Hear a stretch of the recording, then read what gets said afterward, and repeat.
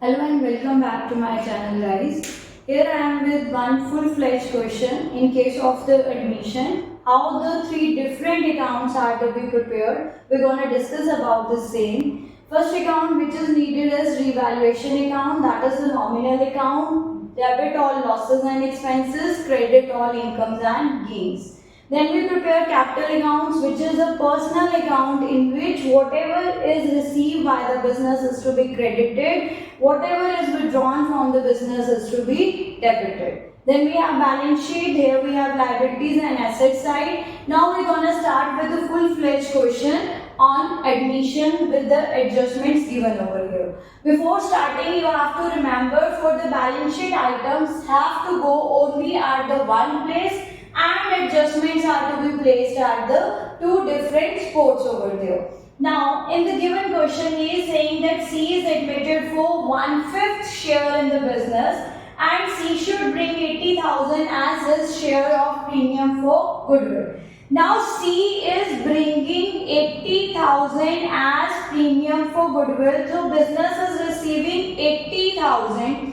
Now this premium for goodwill is brought by him into the business to get share in the profits. To get share in the profits, when he is bringing premium for goodwill, it should only be given to the sacrificing partners, the partners who have sacrificed at his admission. Now, here 80,000 should go to the sacrificing partner, but in the question there is no clue about sacrificing ratio or the new ratio. So what is the ratio in which they have to share premium for goodwill among themselves? That is the old ratio will become the sacrificing ratio here. If nothing is given in the question, then old ratio becomes the sacrificing ratio. So here in this case, 3:1 would be taken as the sacrificing ratio to distribute premium for goodwill among the old partners. So it becomes 60,000 and 20,000. Now premium for goodwill was credited and debited, both got cancelled.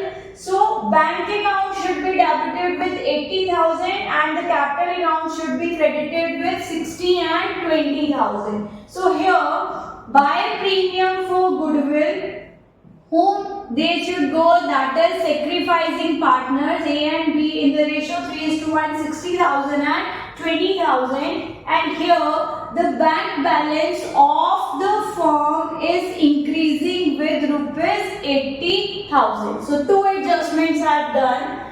Then stock was overvalued by rupees 20,000. Now stock valuation is up by 20. That means what is the correct valuation of stock? That should be 2,80,000 here. Now 20,000 is the reduction in the value of the stock, so that is the loss to the firm.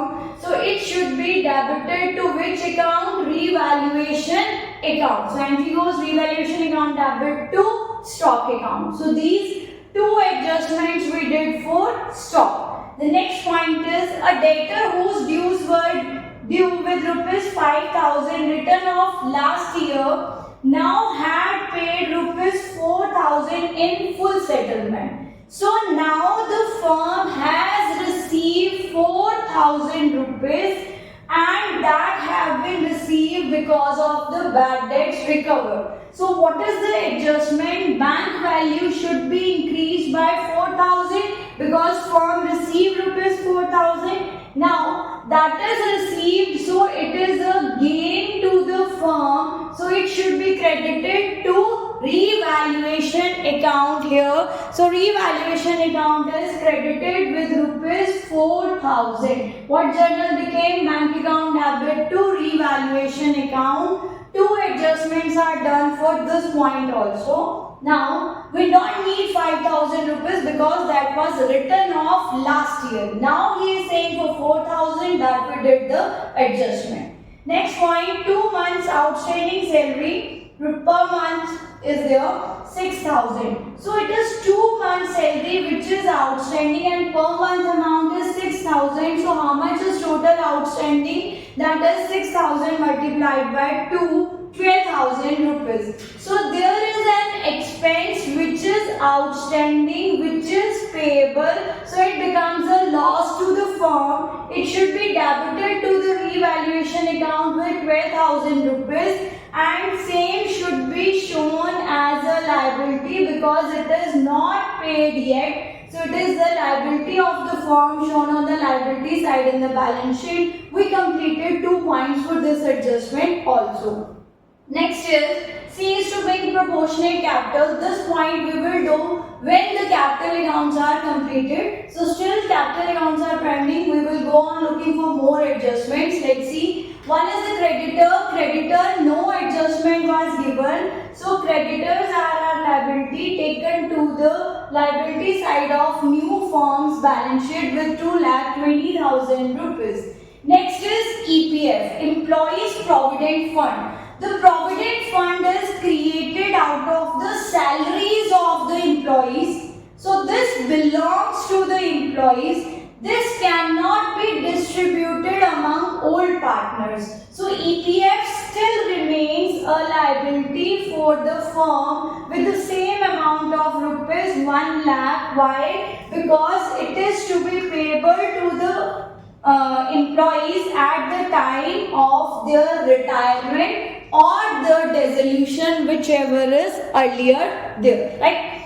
The next point is investment fluctuation reserve with rupees 1 lakh. This reserve have a specific purpose, that is investment fluctuation. So let's go and see what is about the investments. Here investments are given with rupees 5 lakh and their market value is rupees 4,40,000. That means there is a loss of rupees 60,000. To meet out this 60,000 loss, which account have already been there in the balance sheet, that is IFR, Investment Fluctuation Reserve. So the investment value have gone down. So investment account should be credited with how much value? 60,000, right? So in the new balance sheet, when I have to show the investment, I will write it over here. What is the market value? 4,40,000 I have shown as the investment's actual value there now. So there is a loss on investment of rupees 60,000. If this point was not there, then this 60,000 must have gone to the revaluation account. But now this will not go to the revaluation account, where it would be shown, that is, it would be taken from investment fluctuation reserve. So investment fluctuation reserve is used to write off the loss on investment. But investment fluctuation reserve was with rupees 1 lakh and the loss was of rupees 60,000. So that means after meeting out the loss, it is a free reserve which should go to the old partners in their old profit sharing ratio, that is 3:1. Right? So what has happened actually over here is that after meeting the loss, 40,000 is the leftover value which should be distributed among old partner in their old profit sharing ratios. It is 40,000 into 3 divided by 4, that is 3:1 was ratio. So we distributed. Now let's see. Investment new value is 4,40,000. How much reserve? Investment fluctuation reserve was 1 lakh. 60,000 is used to write off the investment and 40,000 will be distributed among the partners. So there is no IFR left in balance sheet because leftover value of 40,000 have been distributed among old partners in their old profit sharing ratio. The next is journal reserve. This is a journal one. There is no particular liability on this reserve. So this reserve is a wholly solely free reserve. So this would be distributed among old partner in their old profit sharing ratio. 1,20,000 will go in which ratio? 3:1. So 90,000 will go to A and 30,000 will go to B, not to C. Why not to C? Because these reserves have been maintained by old partners in their balance sheet. So they belong to old partners. C is just a newcomer. Whatever reserves would be created after his admission, in that particular he would have his share. Right now he has no share to get part in the old reserves. Now, what is the capital of A and B? That is with 6 lakh rupees and 4 lakh rupees here. So, the brought down balance of A is 6 lakh and brought down balance of B is 4 lakh. Then, the liability side is done with the adjustments or with the whatever is given in the balance sheet's liability. We have put that values here. And the next is we have asset side. Cash at bank was given 1,40,000. I have put it in a column because I have to add up the other values. Then debtors, there was no adjustment given for debtors. So debtors would go as it is 6,50,000. Less provision was given for 50,000. So what is the value of debtors? That is 6 lakh, remains same as in the old balance sheet. Stock we have already plotted there. Investment point is already done. Whole of the question is done except this E point where he is asking me that we need to calculate C's proportionate capital. So to calculate C's proportionate capital, we need to get A, B's capital balances. So first of all, from the revaluation account, here total is 32,000. Here we have to make 32,000. So there is a loss which is transferred to old partners in their old profit sharing ratio. How much loss is there? 28,000. So 21,000 belongs to A and 7,000 belongs to B. So now this loss will be transferred here. Which account we are transferring loss from? Revaluation account. 21,000 belongs to A and 7,000 to B. All adjustments are done from here. So now we will be taking the balance of this account. Here we got 7,80,000 as the total from A, and here we got 4,60,000 total from B's capital account, right? So 7,80,000 to make it, how much is balance carried down? 7,80,000 minus 21,000, we got 7,59,000, right? And then from here, to make it 4,60,000, how much balance is left? 4,53,000 here. Now, to calculate the capital of the new partner, he says he needs to bring in proportionate capital or he needs to bring in 1/5 of the total capital of new firm. So, in this case, when he says proportionate capital or the total capital of the new firm, whatever share is given, that is taken as 1/5 minus this numerator. That is, we will take 1/4 of the capital of A and B. What is the capital of A? 7,59,000. What is the capital of B? 4,53,000. So this gives me a total of 12,12,000, right? Now 12,12,000 we will take 1/4. I have discussed the full point of calculation of proportionate capital in my one of the videos. You can go and see from there whatever the alternatives are there and how this 1/4 is actually coming in the point. So just you have to remember, in case of the proportionate capital, the denominator takes a less of your numerator. So we got 1/4. So how much capital he needs to bring in here is 3,03,000.